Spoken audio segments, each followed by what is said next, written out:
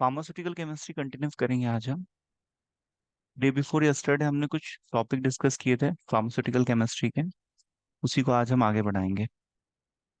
Pharmaceutical chemistry में हम medicinal compounds के बारे में पढ़ते हैं, दवाइयों के स्ट्रक्चर के बारे में पढ़ते हैं, उनका स्टोरेज क्या है, उनकी फिजिकल प्रॉपर्टीज क्या है, और उनका स्ट्रक्चर में किस मोइटी की वजह से दवाइयाँ एक्शन दे रही है, इसको हम समझते हैं।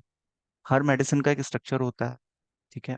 उसमें फंक्शनल ग्रुप होंगे, ऑर्गेनिक कंपाउंड्स हो सकते हैं, इनऑर्गेनिक कंपाउंड हो सकते हैं। तो जो कंपाउंड हमें प्लांट से मिल रहे हैं वो ह्यूमन बॉडी पे फिजियोलॉजिकल इफेक्ट दिखाते हैं, फार्माकोलॉजिकल इफेक्ट दिखाते हैं, as a therapeutic agent use होते हैं, किसी न किसी बीमारी को ठीक करेंगे, ठीक है। कोई ना कोई बायोलॉजिकल रिस्पॉन्स हमारी बॉडी में आएगा ड्रग्स के बाद। हाँ, राठी जी बोलिए, कोई क्वेश्चन है आपका? हेलो।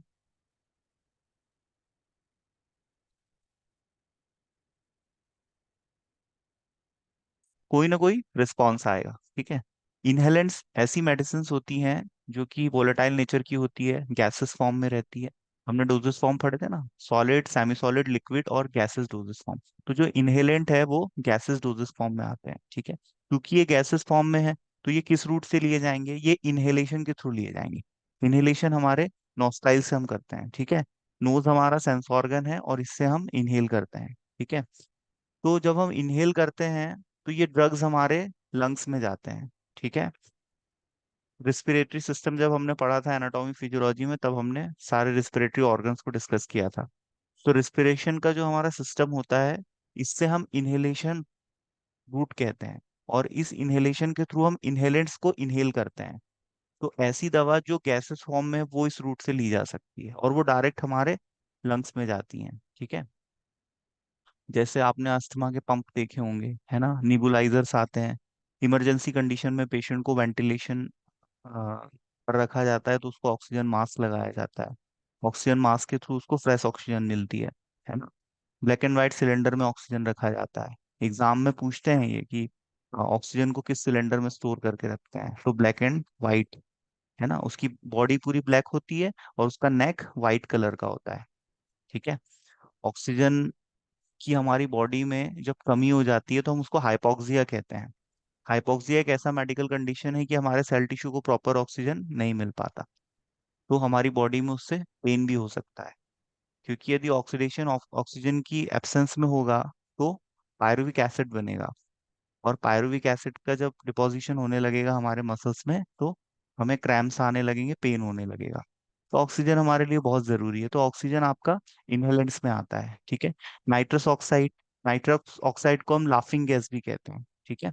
ये हमें कम क्वांटिटी में हंसाएगी, और यदि हम इसकी डोज बढ़ा दें, ठीक है, इसको हम ज्यादा मात्रा में दें तो पेशेंट बेहोश हो जाएगा, ठीक है। पेशेंट बेहोश हो जाएगा। बेहोशी को हम बोलते हैं जनरल एनेस्थेसिया। इसमें पेशेंट अनकॉन्शियस हो जाता है, पेशेंट को अपनी सराउंडिंग का कोई नॉलेज नहीं होता कि मेरे आसपास क्या हो रहा है। तो ये हम मेजर सर्जरीज में यूज करते हैं, ठीक है। किसी की बाईपास सर्जरी है, या स्टमक की सर्जरी है, या अपेंडिक्स की सर्जरी है, तो ऐसी जो सर्जरीज होती हैं उसमें हम पेशेंट को बेहोश कर देते हैं। क्योंकि ऑपरेशन थिएटर को देख के वो एनजाइटी आ सकती है उसके अंदर, वो घबरा सकता है, ठीक है, डर सकता है वो, उसके अंदर मेनिया कॉज हो सकता है। मेनिया मतलब होता है फियर। तो उसको डरने से बचाने के लिए हम उसको बेहोश कर देते हैं, और उसको दर्द का एहसास भी नहीं होता। सबसे बड़ा कारण तो ये है कि जब सर्जरी होगी और पेशेंट को दर्द होगा तो वो कॉपरेट नहीं करेगा डॉक्टर्स के साथ, और डॉक्टर के साथ कॉपरेट यदि नहीं करेगा तो फिर सर्जरी कैसे हो पाएगी, है ना।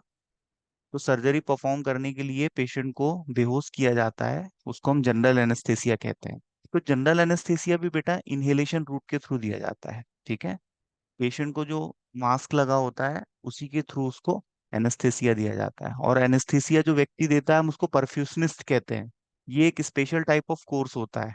जो ये कोर्स करता है वो पेशेंट को एनेस्थेसिया देने का काम करता है, और वो उतना ही काम करता है ऑपरेशन थिएटर में। एनेस डॉक्टर को वो पेशेंट को ऐसी कंडीशन में लाके देता है कि अब आप सर्जरी कर सकते हो, ठीक है। क्योंकि एनेस्थेसिया देना बहुत रिस्की होता है। इसकी थर्ड स्टेज के ऊपर यदि फोर्थ स्टेज में गया व्यक्ति तो उसकी जान जाने की पॉसिबिलिटी रहती है। उसको रेस्पिरेटरी पैरालिसिस हो सकता है, उसकी सांसें रुक सकती हैं और उसकी जान जा सकती है। तो परफ्यूशनिस्ट जो होते हैं वो पेशेंट को एनेस्थेसिया देने का काम करता है। जनरल एनेस्थेटिक्स भी हमारे सिलेबस में हमें पढ़ना है, प्रोपोफोल आता है, कीटामीन आता है ना। लोकल एनेस्थेटिक्स भी हमें पढ़ना है। जनरल एनेस्थेटिक्स कहाँ काम करते हैं? हमारे सेंट्रल नर्वस सिस्टम पे, और लोकल एनेस्थेटिक हमारे पेरिफेरल नर्वस सिस्टम पे। तो इनहेलेंट्स जो मेडिसिन हैं ये गैसेस फॉर्म में रहती हैं, ठीक है, और इसको हम नेजल रूट से लेते हैं, ठीक है, हमारे इनहेलेशन के थ्रू। और ये सीधे हमारे लंग्स में जाती हैं और वहां पर अपना इफेक्ट दिखाती हैं, ठीक है। अभी आपने देखा कोविड काल में, कोविड का जो वायरस है वो कहाँ अटैक कर रहा था? हमारे रिस्पिरेटरी ट्रैक के लंग्स पर, एल्वियोलाई पर। एल्वियोलाई में म्यूकस का फॉर्मेशन बढ़ गया। अब वो एल्वियोलाई पूरी फिलअप हो गई म्यूकस से, तो अब वहां एयर को होल्ड करने के लिए स्पेस ही नहीं बचा। तो व्यक्ति को ब्रीदिंग में प्रॉब्लम हो रही है, क्योंकि अंदर जगह ही नहीं है जहां एयर होल्ड कर पाए, है ना। म्यूकस से भरा हुआ है पूरा, ठीक है। म्यूकस को हम स्प्यूटम भी बोलते हैं, है ना, खकार, ठीक है। हमारे जो रिस्पिरेटरी ट्रैक है वहां पर जो लाइनिंग में गॉबलेट सेल प्रेजेंट होते हैं वो म्यूकस सिक्रीट करते हैं। और म्यूकस एक चिपचिपा सा लसलसा सा सब्सटेंस होता है, जो कि हमें first first line defence provide करता है। मतलब हमारे रिस्पिरेटरी ट्रैक के अंदर कोई भी पैथोजन, कोई एंटीजन इजिली अंदर ना जा पाए, वो उससे चिपक जाए और वो चिपक के बाहर निकल जाए। ऐसे ही हमारे नोज में भी वैक्स लाइक सब्सटेंस होता है, हमारे नोज में हेयर होते हैं, ये सब फर्स्ट लाइन डिफेंस का एग्जाम्पल है। हमारे कान में एक वैक्स सिक्रीट होता है। हमारे बॉडी में जो 9 होल्स हैं जिससे इन्फेक्शन जा सकता है, जैसे ईयर के थ्रू ईयर में इन्फेक्शन हो सकता है। कोई व्यक्ति स्विमिंग के लिए गया, पानी साफ नहीं था, पानी उसके कान में चला गया, और कान से पर्दा कमजोर था तो पर्दे के अंदर चला गया पानी। मिडिल ईयर और जो इंटरनल ईयर है उसके पार्ट्स में चला गया, तो वहाँ इन्फेक्शन हो जाएगा, ओटाइटिस मीडिया का इन्फेक्शन हो सकता है। फिर उस केस में उसको ईयर ड्रॉप्स डालने पड़ेंगे, एंटीबायोटिक्स। ईयर होल के थ्रू एंटीबायोटिक्स सीधे कान के अंदर जाएंगे और उस बैक्टीरिया को मारेंगे, तो ईयर इन्फेक्शन ठीक हो जाएगा। तो हमारी जितनी भी बॉडी कैविटी है बेटा, ये रूट ऑफ एडमिनिस्ट्रेशन में आता है ना। यदि हम आई ड्रॉप्स डालते हैं तो उसको ऑप्थेल्मिक प्रिपरेशन बोलते हैं, है ना। वैसे ही हमारे इनहेलेंट्स नेजल रूट से दिए जाते हैं, टैबलेट कैप्सूल हमारे ओरल रूट से दिए जाते हैं। हमारी इसको बकल कैविटी बोलते हैं। टीथ है, टंग है ना। और टंग के नीचे भी दवाई रखी जाती है, ठीक है। बकल रूट से भी दवाई देते हैं, सबलिंगुअल रूट से दवाई देते हैं, ठीक है। तो ये सब ओरल रूट में आता है। लेकिन जो सबलिंगुअल रूट से हम दवाई देते हैं बेटा, वो हम टंग के नीचे रखते हैं और वो वहीं से एब्जॉर्ब हो जाती है, तो उसका फर्स्ट पास मेटाबॉलिज्म नहीं होता। What is first pass metabolism? जब हम ओरल रूट से ड्रग एडमिनिस्टर करते हैं और हमारी बॉडी में वो लिवर से होके ब्लड में जाती है, ऐसा जनरली होता है ना। तो लिवर से ड्रग का पहली बार होके गुजरना फर्स्ट पास मेटाबॉलिज्म कहलाता है, ठीक है।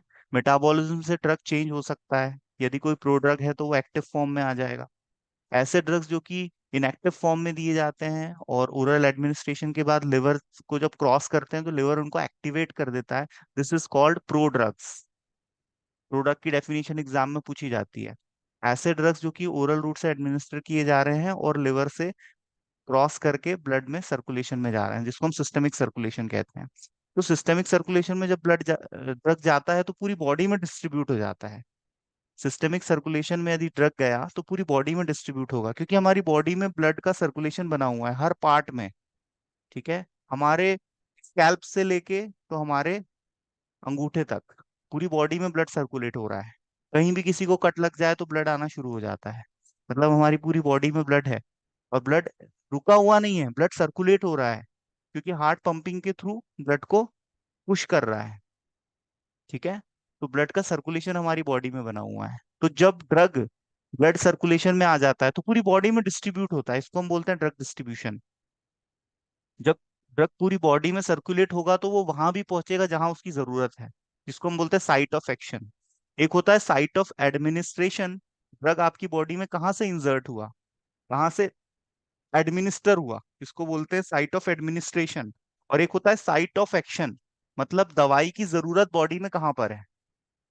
आप दवाई खाते हो बेटा, दवाई आपके पेट में जाती है, आपने एनासिन खाई, क्रोसिन खाई, डिस्प्रिन खाई, दवाई गई आपके पेट में, लेकिन आपका हेडेक ठीक हो गया।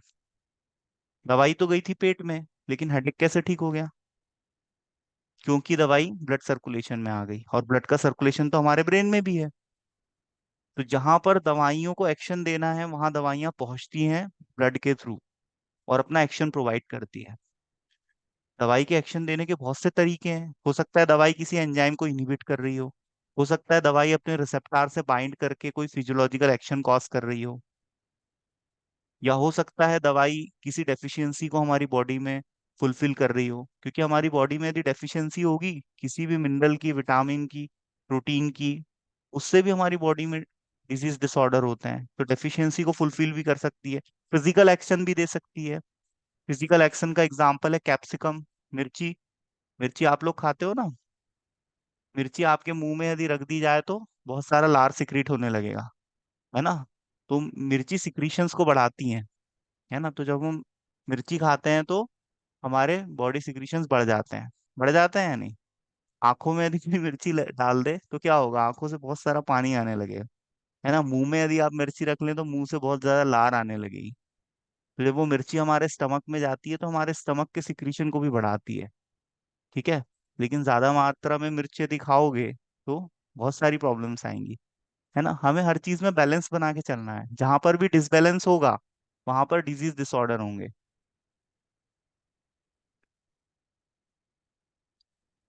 1 मिनट।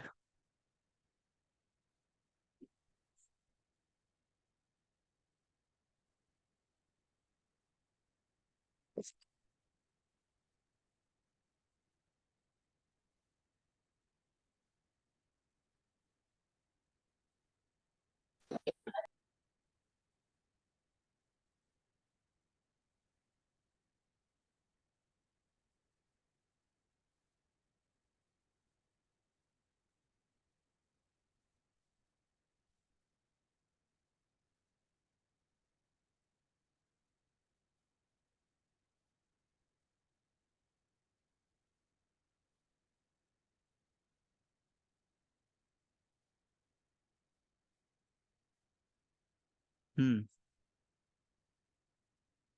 डिवाइस की बैटरी डाउन थी, चार्जिंग पर लगाया। Sorry. Hmm. Am I Audible?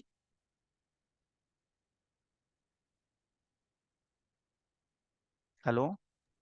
Yes sir. Okay. तो इनहेलेंट्स आपको समझ में आया क्या होता है?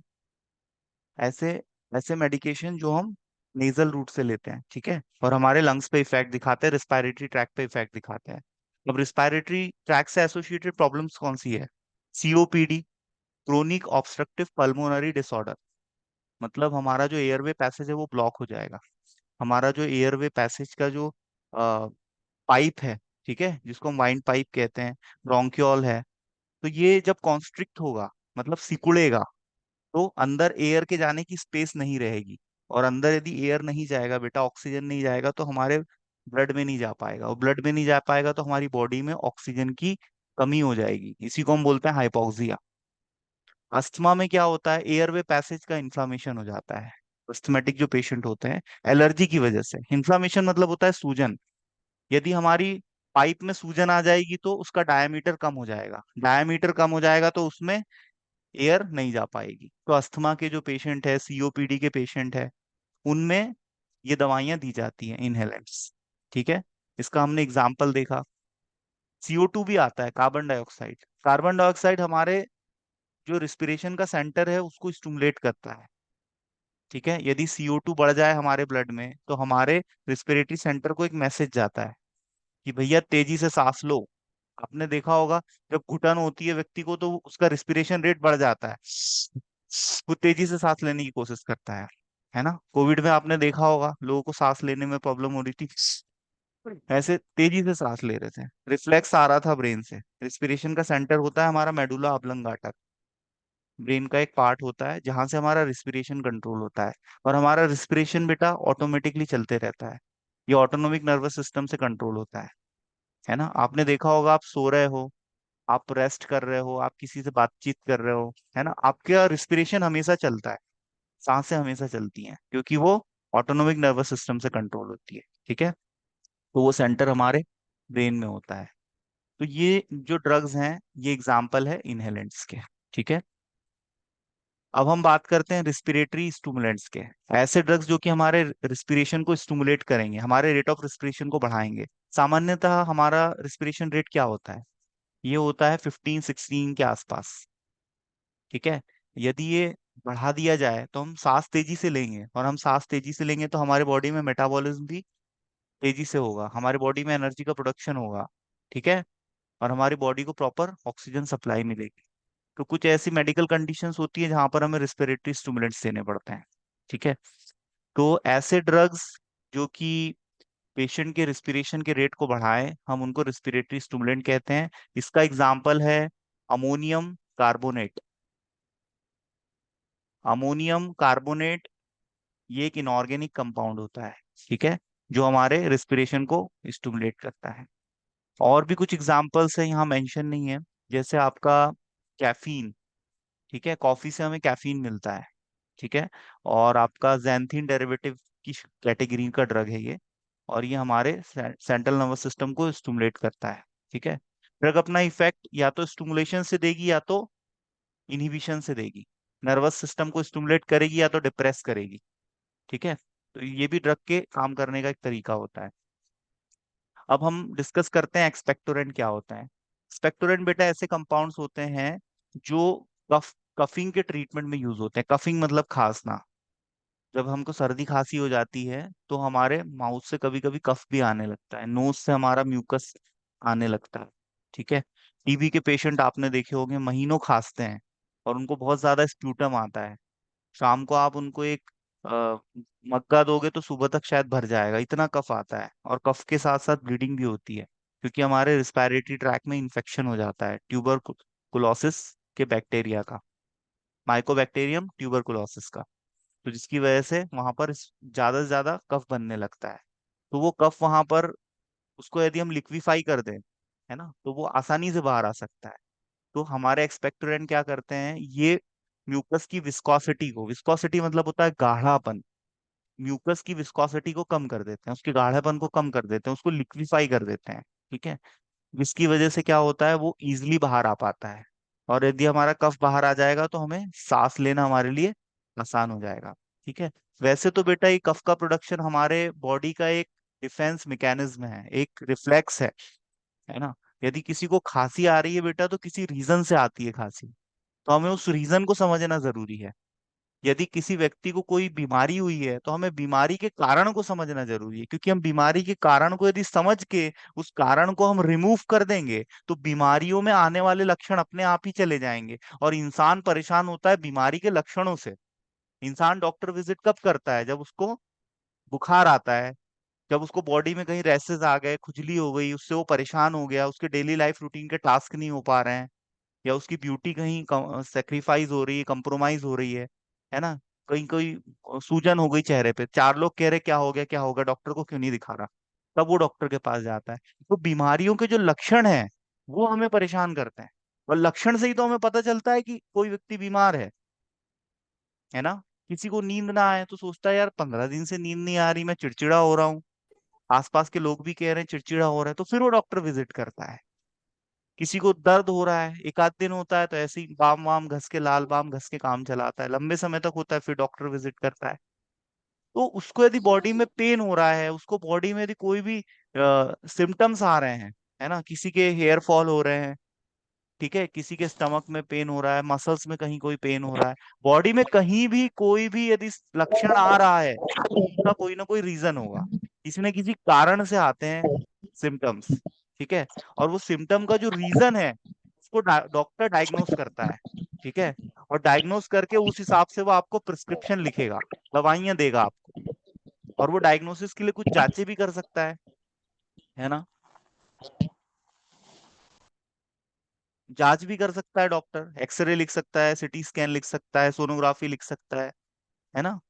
जैसी आपकी मेडिकल कंडीशन होगी, आपको स्प्यूटम की जांच लिख सकता है, आपको फीसेस की जांच लिख सकता है, स्टूल की भी जांच होती है, आपको यूरिन टेस्ट लिख सकता है, किडनी फंक्शन टेस्ट लिख सकता है, आपको लिपिड प्रोफाइल लिख सकता है, बहुत सारे डायग्नोस्टिक टेस्ट हैं। तो ये हमें हेल्प करते हैं डायग्नोसिस में। डायग्नोसिस का मतलब होता है बीमारी की जांच करना, ठीक है। और जांच के बाद ही दवाई प्रिस्क्राइब की जाती है। जब हमें पता होगा कि इस व्यक्ति को टीबी है, तभी हम उसको टीबी का डोज देंगे और टीबी का ट्रीटमेंट चालू करेंगे। यदि हम अंदाजे अंदाजे पे नहीं चलता है मेडिकल साइंस, ज्यादातर चीजों को कंफर्म किया जाता है। यदि आप कहोगे कि भाई, सपोज किसी के फैमिली के किसी मेंबर को ब्लड चाहिए और आपने कहा कि मेरा बी पॉजिटिव है, तो वो डॉक्टर चढ़ा नहीं देगा, आपका फिर भी ब्लड टेस्ट करेगा वो, ठीक है। आप कहोगे कि भाई मैं इसको खून देना चाहता हूँ, आपसे कोई पूछे कि भाई HIV एड्स है क्या, आप बोलोगे नहीं, पर मानेंगे नहीं, चेक करेंगे। मेडिकल फील्ड ऐसे ही काम करता है, आपकी बातें नहीं मानी जाएगी। पेशेंट तो झूठ भी बोल सकता है, या पेशेंट को हो सकता है नॉलेज ना हो। अब किसी को HIV हो जाए, आज वो किसी के साथ अनप्रोटेक्टेड सेक्स करे, तो सिम्टम आने में तो 10 साल लगेंगे, 8 साल लग सकते सिम्टम आने में। और उसकी बॉडी में है तो वो वायरस, है ना। इंक्यूबेशन पीरियड क्या होता है हमारी बॉडी में, यदि वायरल इन्फेक्शन हो जाए तो सिम्टम कब आ रहे हैं, इसको बोलते हैं इंक्यूबेशन पीरियड। सिम्टम आने में 7 दिन भी लग सकते हैं, 15 दिन भी लग सकते हैं, 5 साल भी लग सकते हैं। और कुछ तो लेटेंट इन्फेक्शन होते हैं जो हमारी बॉडी में हिडन फॉर्म में रहते हैं, बॉडी में है, लेकिन हमारी बॉडी में कोई सिम्टम नहीं आ रहा, कोई लक्षण नहीं आ रहा, कोई साइंस नहीं आ रहा है। साइन और सिम्टम में डिफरेंस होता है, ठीक है। साइन और सिम्टम में हेयरलाइन डिफरेंस होता है। सिम्टम मतलब होता है जो पेशेंट को बताना पड़े डॉक्टर को, तब डॉक्टर समझ पाए, ठीक है। और साइन वो होता है जो डॉक्टर देख के समझ जाएगा।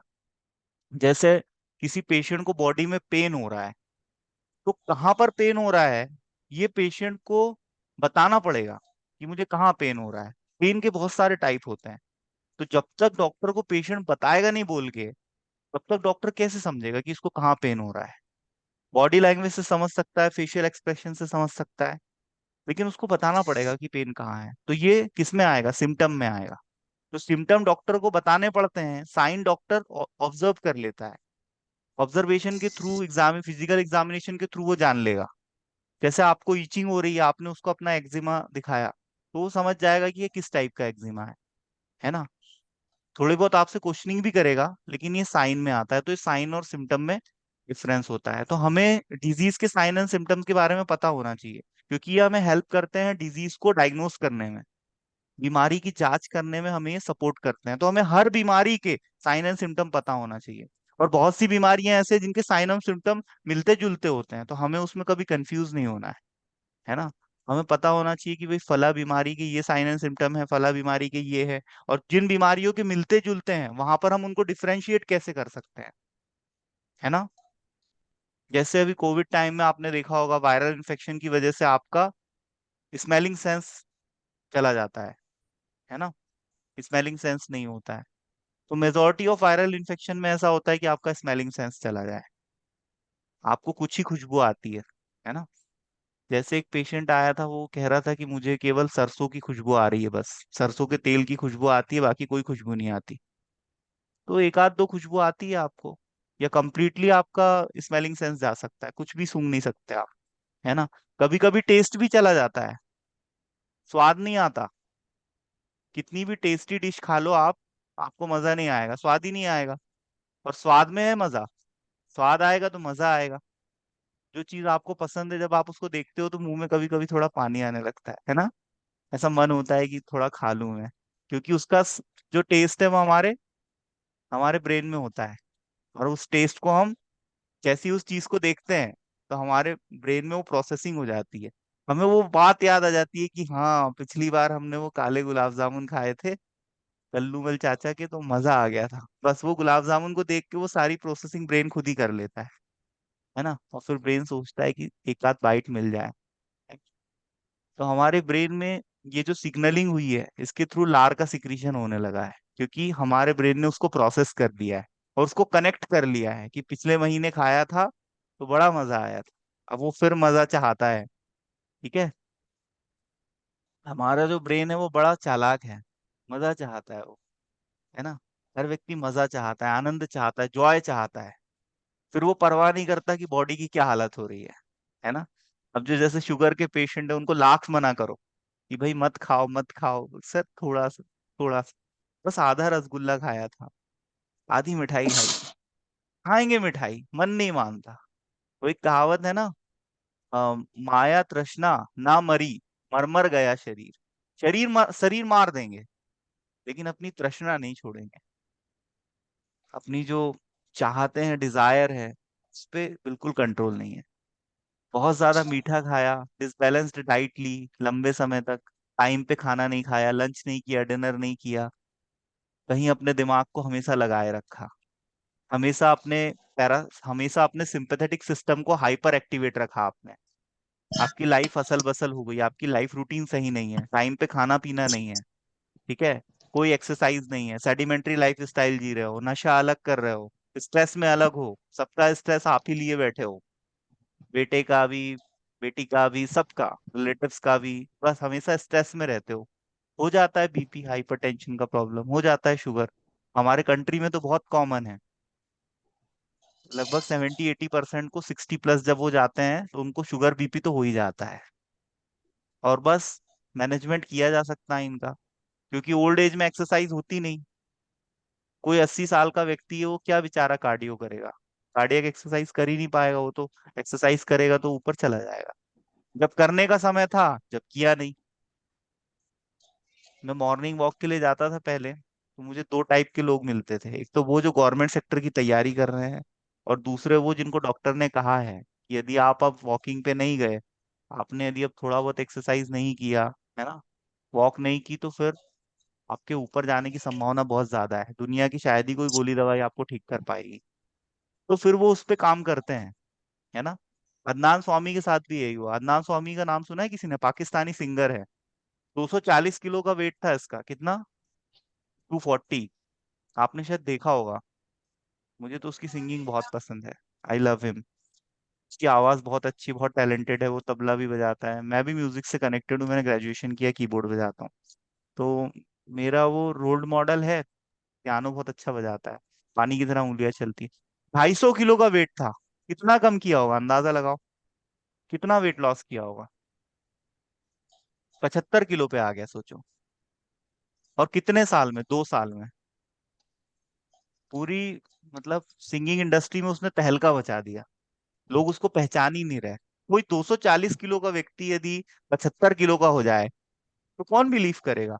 2 साल में, वो भी 2 साल से देखा नहीं था, अब सामने आके खड़ा हो गया, बोल रहा है कि मैं तो अदनान हूँ। मान ही नहीं रहे लोग। चेहरा भी चेंज हो गया, पहले पफी फेस था, मून लाइक फेस था, गोल गोल चेहरा हो गया था, पूरा फैट जम गया था चेहरे पे। उठ नहीं पा रहा था, बैठ नहीं पा रहा था, अपने शू के लेस नहीं बांध पा रहा था। और फिर डॉक्टर ने कह दिया कि यदि आपने वेट लॉस नहीं किया, सांस लेने में प्रॉब्लम हो रही थी, तो डॉक्टर ने कहा कि आप 6 महीने के मेहमान हो, यदि आपने वेट लॉस नहीं किया तो बस, करना है तो करो, नहीं करना है तो तैयारी कर लो ऊपर जाने की, बहुत गालियां अब आप। ठीक है। अब उसने सोचा यार अब तो मरता क्या नहीं करता, तो डॉक्टर ने कह दिया है, डेट दे दी, बता दी, 6 महीने के मेहमान हो। फिर उसके अंतरात्मा जागी, और उसने फिर कैलोरी डेफिशिट में गया और धीरे धीरे फैट लॉस किया। और जिनका वेट बहुत ज्यादा होता है उनको तो वेट लॉस में बहुत प्रॉब्लम होती है। क्यों? क्योंकि जिनका वेट ज्यादा है वो सडनली जिम ज्वाइन करके एक्सरसाइज भी नहीं कर सकते, हैवी वर्कआउट भी नहीं कर सकते, कार्डियो भी नहीं कर सकते, नहीं तो उनको हाइपरटेंशन का प्रॉब्लम होगा, आर्टरी बस्ट हो जाएगी उनकी, है ना। तो ये जो, मतलब वेट लॉस है, ये हमारे लिए बहुत जरूरी है, क्योंकि ओबेसिटी से बहुत सारी प्रॉब्लम्स हमारी बॉडी में आती है ना। स्पेशली हमारे हार्ट पे लोड बहुत बढ़ जाता है। हमारा खून भी ज्यादा गाढ़ा नहीं होना चाहिए। जब हम लिपिड कंज्यूम करते हैं, ऑयली ऑयली डाइट ज्यादा लेते हैं, है ना, वसा युक्त भोजन ज्यादा करते हैं, तो उससे हमारे बॉडी में लिप, लिपिड का, ट्राइग्लिसराइड्स का, कोलेस्ट्रॉल का लेवल बढ़ने लगता है। इसकी ब्लड में क्या एक नॉर्मल रेंज रहती है, लेकिन उससे ज्यादा यदि बढ़ेगी, तो बढ़ने से क्या होता है बेटा, हमारे खून गाढ़ा हो जाता है। और वो जो खून के जो गाढ़ापन है, उसकी वजह से खून का जो सर्कुलेशन है, खून का जो दौरा है, वो वीक हो जाता है। और बॉडी में कभी भी खून का दौरा कमजोर नहीं पड़ना चाहिए, खून का सर्कुलेशन अच्छा होना चाहिए। तुमने देखा होगा कभी कहीं हम सिकाई करते हैं बॉडी के किसी पार्ट पे, तो वहां हमको पेन में रिलीफ मिल जाता है, टेम्परली ही सही मिल जाता है। तो सिकाई करने से क्या होता है बेटा, हीट एक स्टिमुलस है, और उस स्टिमुलस की वजह से वहां ब्लड का सर्कुलेशन बढ़ जाता है। बॉडी के किसी लोकलाइज्ड एरिया में ब्लड का सर्कुलेशन बढ़ जाता है, तो सर्कुलेशन बढ़ने से वहां पर सेल को प्रॉपर न्यूट्रिशन मिलता है, ऑक्सीजन मिलती है, और जो भी वहां के वेस्ट मटेरियल है उसको बॉडी इजिली एक्सक्रीट आउट कर पाती है। हमारी किडनी में यदि ब्लड फ्लो अच्छा होगा तो हमारी बॉडी से एक्सक्रीशंस प्रॉपर होंगे। ठीक है। किसी व्यक्ति के यूरिन का फ्लो कैसा है, इससे आप ये बता सकते हो कि वो कितना हेल्थी है। आपने देखा होगा छोटे बच्चों के यूरिन का फ्लो बहुत जबरदस्त रहता है, उनकी पिचकारी बहुत बढ़िया काम करती है। और वहीं पर जब कोई व्यक्ति बीमार पड़ जाता है तो उसकी पिचकारी कमजोर हो जाती है। तो यूरिन के फ्लो से उसका जो फोर्स ऑफ फ्लो है, कितनी तेजी से वो बाहर आ रहा है शरीर से, इसको समझ के ही व्यक्ति खुद जान सकता है कि मैं कितना स्वस्थ हूँ। जिसका भी यूरिन का फ्लो कमजोर हो गया है, एकदम प्रेशर के साथ यूरिन नहीं आ रहा है, वो ये बात समझ ले कि मैं अब धीरे धीरे डिक्लाइनिंग फेज में हूँ, अब मेरी अधोगति शुरू हो गई है। एक होती है ऊर्ध्व गति और एक होती है अधोगति। अधोगति मतलब नीचे जाना, गर्त में जाने वाला हूँ अब मैं। 4x6 की कबर खोदनी शुरू कर देनी चाहिए उसको। ठीक है। क्योंकि हमारे बॉडी के जो वाइटल साइंस है, इसको देख के हम बता सकते हैं कोई व्यक्ति कितना स्वस्थ है। हार्ट का साउंड, हार्ट के साउंड से पता चल जाता है कि व्यक्ति का स्वास्थ्य कैसा है। उसके रिस्पिरेशन से समझ में आ जाता है कि उसका स्वास्थ्य कैसा है। उसके बॉडी के तापमान से समझ में आ जाता है। कुछ लोगों का तापमान बढ़ा रहना शुरू कर देता है, उनके बोन्स में इंफेक्शन हो जाता है, बुखार आने लगता है रात में, मसल्स में इंफेक्शन हो जाता है। तो हमारा जो शरीर है ये बहुत ज्यादा सेंसिटिव होता है। जैसे आपने देखा होगा, इन्वायरमेंट चेंज होता है तो हम लोग कभी कभी बीमार पड़ जाते हैं। ठीक है। तो हमको बदलते बदलते हुए एनवायरनमेंट के साथ अपने आप को एडजस्ट करना जरूरी है। एडिप्टेशन, अनुकूलन हमारे अंदर आना जरूरी है। आपने देखा होगा जब मौसम चेंज होता है सामान्यतः तब लोग ज्यादा बीमार पड़ते हैं। जो संधि काल होता है, 3 सीजन होते हैं, ठंडी गर्मी बरसात, और जब ये सीजन चेंज होते हैं तो उस बीच में हमारे बीमार होने की पॉसिबिलिटी थोड़ी बढ़ जाती है, क्योंकि मौसम चेंज हो रहा होता है और हमारी बॉडी में एडॉप्टेशन उतने जल्दी आ नहीं पाता है। तो हम थोड़ा सा 2-4 दिन हफ्ते भर के लिए बीमार पड़ सकते हैं। है ना, मौसम चेंज हो जाए, क्लाइमेट चेंज हो जाए, है ना, आप कोई दूसरी स्टेट चले गए, वहां का पानी आपको सूट नहीं होता, वहां का क्लाइमेट सूट नहीं होता। कुछ स्टूडेंट है जैसे बाहर पढ़ने आते हैं, भोपाल पढ़ने आए, है ना, तो अब बैतूल से भोपाल आए तो भोपाल में पढ़ने आए तो हफ्ते 2 हफ्ते के लिए बीमार पड़ गए, क्योंकि वहाँ का पानी, वहाँ की आबो हवा वो एकदम से सूट नहीं हुई उनको। है ना। तो रिस्पिरेटरी स्टिमुलेंट ऐसे ड्रग्स होते हैं जो हमारे रिस्पिरेशन रेट को बढ़ाते हैं, जिसका एग्जांपल है आपका अमोनियम कार्बोनेट और कैफीन। कैफीन हमको मिलता है कॉफी से, और कैफीन क्या करता है, हमारे रिस्पिरेटरी कंट्रोल सिस्टम को स्टिमुलेट करता है, जिसकी वजह से हमारा रिस्पिरेशन रेट बढ़ जाता है। और एक्सपेक्टोरेंट क्या होते हैं, जो खांसी के ट्रीटमेंट में यूज किए जाते हैं, ये इस कफ को लिक्विफाई करके हमारी बॉडी से बाहर निकालते हैं। इसका एग्जांपल है अमोनियम क्लोराइड, पोटेशियम आयोडाइड, ये एक्सपेक्टोरेंट होते हैं। इमेटिक्स ऐसे ड्रग्स होते हैं जो वोमिटिंग कॉज करते हैं। वोमिटिंग मतलब हमारे शरीर में जैसे किसी ने पॉइजन खा लिया तो उस पॉइजन को एक्सपेल आउट करेंगे, उल्टी के थ्रू उल्टी कराएंगे। ऐसी दवा जिसको खाने से उल्टी हो जाए तो उसको हम बोलते हैं इमेटिक्स। अब उल्टी पेशेंट को कब करानी है, कोई दवाई का ओवरडोज ले लिया तो हम उल्टी कराएंगे। किसी व्यक्ति ने सपोज कुछ अंटी गिन ली, है ना, बच्चा खेल रहा था उसने अंटी गिन ली, तो हमको उसको उल्टी कराना है अंटी बाहर निकालने के लिए। या हो सकता है वो फिर वेट करो, मॉर्निंग में निकलेगी वो धीरे बाहर, तो उल्टी करा देंगे तो तुरंत आ जाएगी, क्योंकि अभी पेट में तुरंत तुरंत गई है, ताजा ताजा गई है वो। है ना। आपने देखा होगा कभी उल्टी होती है, हम खाते हैं तो दिख जाते हैं हमको कि भाई चावल खाया था। तो उल्टी यदि तुरंत खाया है और हो गई तो पता चल जाता है, और वो चीजें भी बाहर निकल जाती है कि क्या खाया था। पॉइजनिंग, कई बार लोग मतलब आत्महत्या करने की कोशिश करते हैं, अब खा लेते हैं, तो घर के लोगों को यदि दिख जाए तो ठीक है, नहीं तो कई बार तो खुद ही लोग बोलते हैं, अरे साहब जहर खा लिया, अब तो बड़ी तकलीफ हो रही, बचा लो। ऐसे भी लोग हैं दुनिया में। अभी एक पेशेंट देखा था मैंने, उसने खा तो लिया, वो गोली आती सल्फास की, वो चाट लिया था उसने, थोड़ा सा चूस लिया था, और उसकी अतड़ियों में भयंकर पेन हो रहा है, जलन हो रही है, एकदम खिंच रही है अतड़ियां, बड़ा तड़प रहा है, बोल रहा है बचा लो अब नहीं करूंगा, गलती हो गई। है ना। तो खाया तो था उसने आत्महत्या करने के लिए, लेकिन जो दर्द उसको हुआ, तो वो दर्द से उसको जो तकलीफ हुई, तो उसको ऐसा लगा नहीं यार, तो बताना पड़ेगा। तो फिर ऐसा भी होता है। तो जब यदि किसी पेशेंट को पॉइजनिंग हो गई है ना, तो उसको हम उल्टी करा देते हैं। ठीक है। आयुर्वेद में मदन फल यूज करते हैं उल्टी कराने के लिए, आयुर्वेद में भी इसको वमन कहते हैं। है ना। उल्टी करना हमारे स्वास्थ्य के लिए अच्छा होता है। उल्टी करने से हमारी बॉडी डिटॉक्सिफाई होती है। और नेचुरली हमें उल्टी कब होती है? जब हमारी बॉडी में, पेट में कोई ऐसी चीज चली गई बेटा जिसकी हमको जरूरत नहीं है। हमारा लिवर डिसाइड करता है क्या खून में जाने देना है और क्या नहीं जाने देना। जो चीज खून में नहीं जाने देना है उसको हमारी बॉडी एक्सेप्ट नहीं करती है, बाहर निकाल देती है उसको।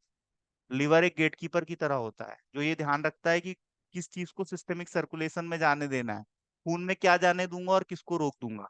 तो लिवर को पता होता है, ये लिवर उस चीज को ब्लड में नहीं जाने देता जो हमारे लिए हानिकारक है ना। कुछ ड्रग्स ऐसे होते हैं जिनको हम ओरल रूट से नहीं ले सकते क्योंकि लिवर उनको जाने ही नहीं देता ब्लड में। तो फिर हमको बॉडी को चीट करना पड़ता है, हम उनको पेरेंटल रूट से देते हैं। ठीक है। पर नेचुरली पेरेंटल रूट लगाना नेचुरल है या नहीं? बिल्कुल नेचुरल नहीं है। पेरेंटल रूट लगाने से हम बॉडी को चीट कर रहे होते हैं। ठीक है। कैसी चीटिंग है? क्योंकि हर चीज हमारे ब्लड में जो जाती है वो कैसे जाना चाहिए? वो ओरल रूट से जाना चाहिए। लेकिन हमने तो बॉडी में कहीं भी इंजेक्शन लगा दिया और दवाई पहुंचा दी। है ना। तो इंजेक्शन के साइड इफेक्ट्स भी बहुत ज्यादा होते हैं। है ना। मैंने कुछ लोग देखे हैं जो कम से कम 100 ईयर प्लस जिए और उनको ना तो कोई वैक्सीन लगा है और ना तो कोई इंजेक्शन लगा है। इवन मेरे दादा 104 साल के थे और उनको ये नहीं पता था टीकाकरण क्या होता है, इंजेक्शन क्या होता है, राइस ट्यूब क्या होती है। कुछ नहीं पता उनको, कैथेटर क्या होता है कभी लगा ही नहीं। गोली तक नहीं खाई, पैरासीटामोल तक नहीं खाई उनने। सोचो, 104 साल जिए।